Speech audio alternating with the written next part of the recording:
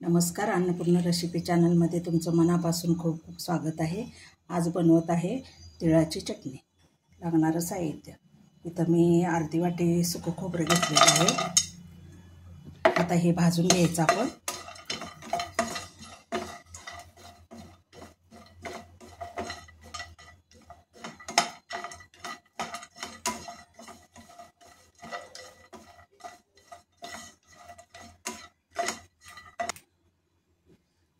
आता आपण तीळ भाजून घेऊया।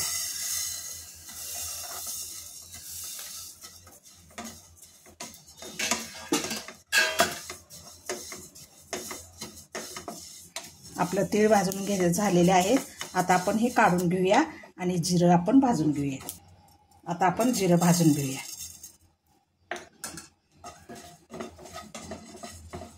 हे सगळं एकत्र करायचं आपण। आता गॅस बंद करून घेऊया।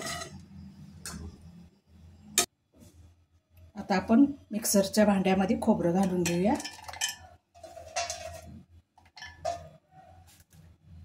लसूण चवीप्रमाणे,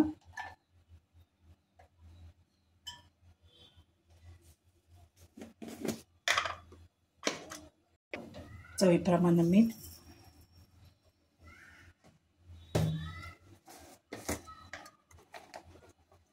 चवीप्रमाणे लाल तिखट आणि आपण हे तीळ घालून घेऊया। आता हे सगळे एकत्र वाटून घेऊया।